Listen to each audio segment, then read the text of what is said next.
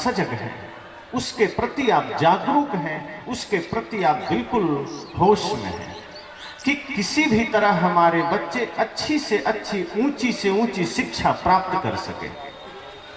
लेकिन जो दूसरा शब्द है संस्कार, हम उसको बिल्कुल नजरअंदाज कर चुके हैं। अब दोनों शब्दों में मैं थोड़ा फर्क बताऊं, दोनों के भावनात्मक फर्क को देखिए, दोनों के जो मूल फर्क है वो आप देखें। शिक्षा ठीक वैसी ही है जैसे कोई दिया हो। हर कोई, बिजली का जमाना है लेकिन फिर भी जब आरती करनी हो, पूजा करनी हो तो दिया का महत्व है। ऐसा कोई नहीं करते होंगे कि भगवान की या गुरु की आरती करते समय आप वहां भी बल्ब जला के आरती करते हो, ऐसा नहीं करते होंगे। भले ही बिजली का जमाना हो लेकिन आरती आप दिया से ही करते हैं।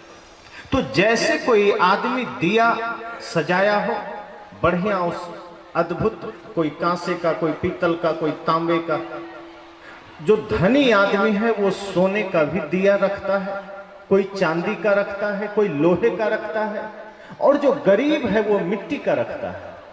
तो जैसे कोई बहुत ही खूबसूरत दिया हो आपके पास, बहुत ही उसमें डिजाइन बने हो सुंदर सुंदर, बहुत ही प्यारा दिया हो, लेकिन उसमें आपने ज्योति नहीं जलाई तो वो दिया अंधेरे को दूर नहीं कर सकता, और ना तो वो पूजा के काम में आ सकता है, ना आरती के काम में आ सकता है। दिया है खूबसूरत, बड़ा ही प्यारा दिया है, लेकिन उसमें ज्योति नहीं है तो वो दिया किसी काम का नहीं है।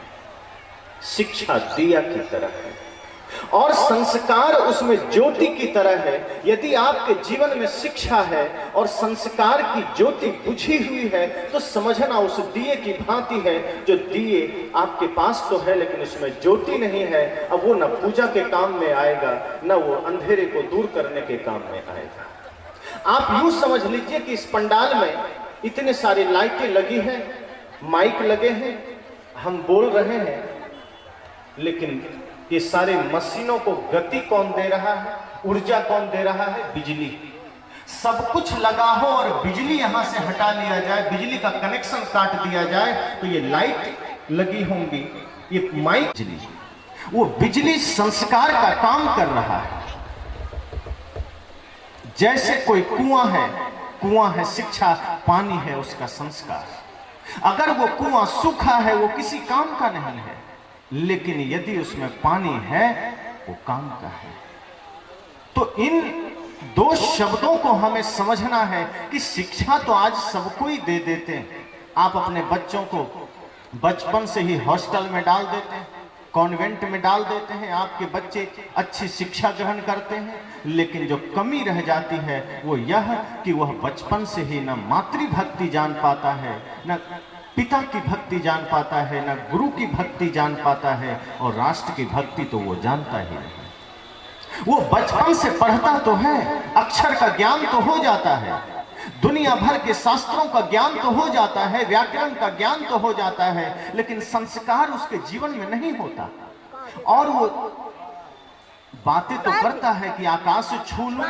आपके बच्चे जब हॉस्टल से घर आते हैं छुट्टियों में, आप पूछते हैं तो उनकी बातें तो ऐसी होती है कि वो चांद तारे छू लेंगे, लेकिन उन्हें माता पिता के चरण छूने का भी ज्ञान नहीं होता, गुरु के चरण छूने का भी ज्ञान नहीं होता। संतों ने कहा आप अपने बच्चों को चांद तारे छूने की शिक्षा ना दे पाओ कोई बात नहीं, लेकिन माता पिता गुरु के चरण छूने की शिक्षा जरूर देना, क्योंकि संस्कार वहीं से आएगा। जिन बच्चों ने बचपन में ही माता पिता गुरु के चरण छुए हैं, निश्चित मानिए कि उसका कदम कभी शराब खाने की ओर नहीं गया।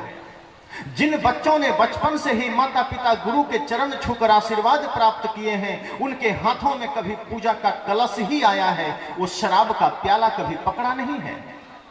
जिन बच्चों को बचपन में ही शिक्षा के साथ साथ संस्कार मिल गए, वे बच्चे किसी के सामने हाथ जोड़े हैं, किसी का चरण दबाकर सेवा किया है, किसी जरूरतमंद को सहारा दिया है, वो किसी का गला नहीं दबाया। लेकिन आज जो तमाम तरह की घटनाएं हो रही है, इसके पीछे का कारण इतना ही है कि हमने शिक्षा तो दे दिया, लेकिन संस्कार की शून्यता हो गई, संस्कार बिल्कुल भी ना दिया। आज हम कल्पना करते हैं, आज हम इतिहास की घटनाओं को पढ़ते हैं कि कैसे श्रवण कुमार ने अपने माता पिता को कंधे में टांग करके 4 धाम की यात्रा कराया था। और आप भी कहते हैं कि मेरा बेटा भी श्रवण कुमार की तरह हो जाए। आपका बेटा भी श्रवण कुमार बन सकता है, लेकिन उसमें शिक्षा के साथ साथ संस्कार देना पड़ेगा। यदि आपने सिर्फ शिक्षा ही शिक्षा दी है, वो श्रवण कुमार नहीं बनेगा। वो आपको कंधे में टांग कर आपको 4 धाम की यात्रा नहीं कराएगा। अगर आपने उसको संस्कार न दिया है तो हाँ, इतना वो जरूर करेगा कि आपको इत्मीनान से वो वृद्धाश्रम पहुंचा देगा। यदि आपने शिक्षा ही शिक्षा बस दी है तो वो आपको 4 धाम की यात्रा तो ना कराएगा, वृद्धाश्रम की यात्रा जरूर करा देगा। संत कहते हैं ध्यान देना, अपने बच्चों को कॉन्वेंट भेजना, हॉस्टल भेजना, लेकिन ये ध्यान रखना कि वो शिक्षा के साथ साथ संस्कार भी ग्रहण कर सके, वो माता पिता गुरु के प्रति अपनी भक्ति को भी जगा सके, और वो आपको करना है।